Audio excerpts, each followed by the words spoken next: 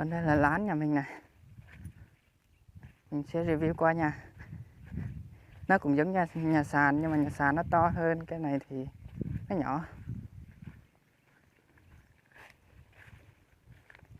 Nhà này nhỏ thôi các bạn ạ.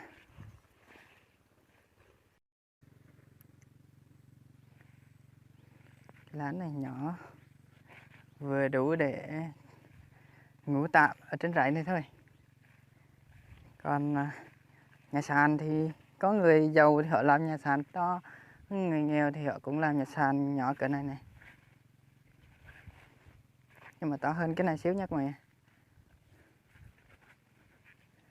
Rồi chúng ta vào trong đó nha.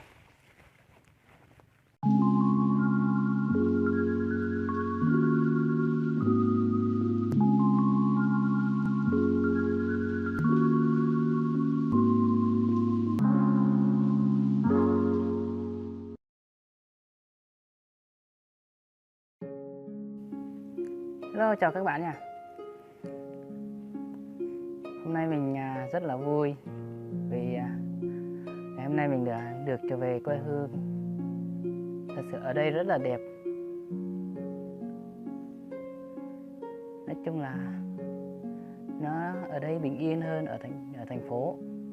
Trước đây mình cứ nghĩ rằng ở đây người dân ở đây thì làm ăn rất là khó khăn, mùa vụ thì thất bại, năm nào cũng vậy. Và mình đã bỏ nơi này và đi lên thành phố để lập nghiệp. Nhưng mà xong rồi lên trên đấy được 3 năm và bây giờ dịch bùng phát và mình cũng may là mình đã được trở về trước cái mùa dịch đó, và mình nắm bắt được cái thời dịch đang tới đó. Lúc đầu là nó còn rất ít nên là nhà nước còn có thể cho về được, và mình đã tranh thủ đi về quê. Và bây giờ mình cũng rất là vui. Mình từ hồi mình về từ bên Sài Gòn, Bình Dương là mình phải đi cách ly tầm 1 tháng. Sau đó thì về nhà cách ly thêm 14 ngày nữa. Và hôm nay mình đã được giải phóng, và hôm nay mình là được lên trên núi. Bây giờ mọi người cùng coi nha.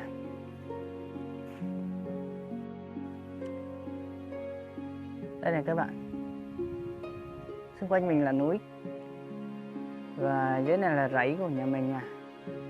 Thật sự là năm nay không có mưa, và cái mảnh nhà mình lúc đầu trồng nó chết hết rồi, giờ toàn cỏ không nha các bạn. Các bạn coi nha, xung quanh này toàn là cỏ không. Cái mình thì có ít thôi, chỗ này một cây, chỗ kia một cây, rất là vất vả. Bên quê của mình làm ăn thì năm được năm không. Đến giờ thì năm nay là thất bại nghiêm trọng nhất, và mình chả biết làm gì.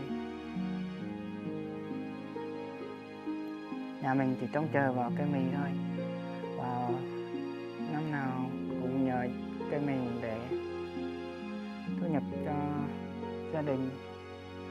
Nhưng mà năm nay thì thất bại, nắng khô, không có cây mì nào sống luôn, cây nào cũng chết. Giờ chúng ta cùng đi dạo một vòng rẫy nhà mình nha. Đi nào các bạn, chúng ta đi một vòng nha.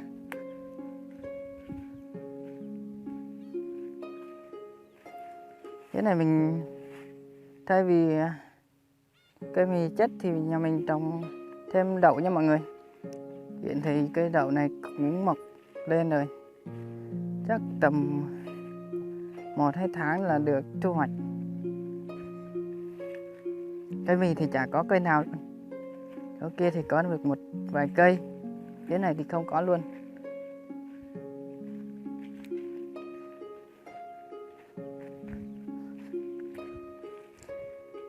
Trên kia xung quanh là núi không nha mọi người.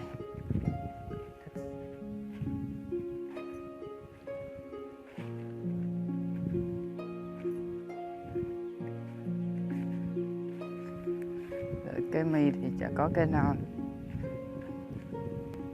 Năm nay thật sự là khó khăn.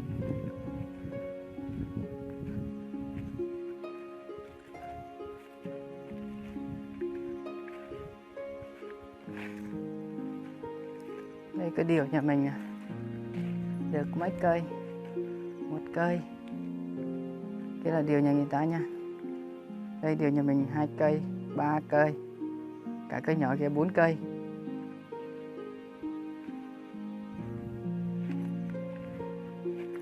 Rồi rải nhà mình tới đó thôi, tới cái cây đó thôi, và đi vòng lại ra đây.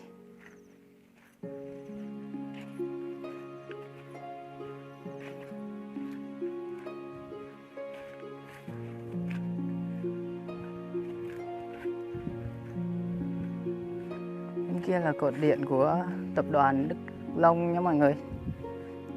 Tập đoàn Đức Long Gia Lai. Đây, đây họ làm ở trên núi kia, họ đào mỏ đá gì không biết, mình không biết.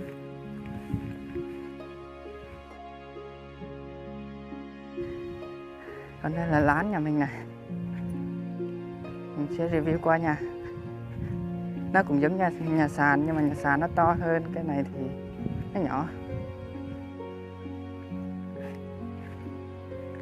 Nhà này nhỏ thôi các bạn ạ.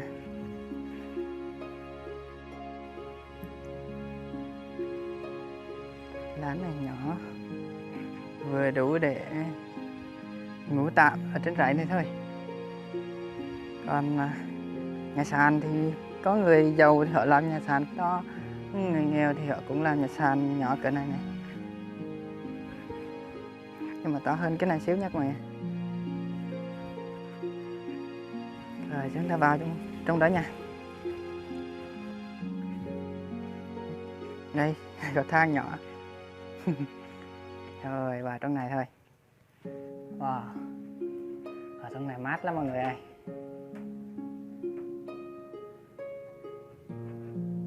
Mái thì làm bằng tôn nha mọi người. Trước đây người ta làm bằng cỏ tranh, cũng có người làm bằng mái ngói. Còn xung quanh đây đóng bằng ván, dưới cũng ván, sàn ván cũng làm bằng ván luôn nha mọi người. Mình sẽ review qua bên kia. Rồi ở đằng xa xa kia là chắc không thấy được.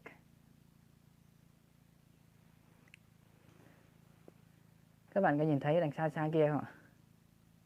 Đó là nhà của mình. Nói chung ở đây thì ở trên núi nhưng mà cũng có đường đẹp. Người ta làm, công ty Đức Long đó họ làm cái đường để mà họ đi lên trên núi để đào cái mỏ đá gì đó, mình cũng không biết.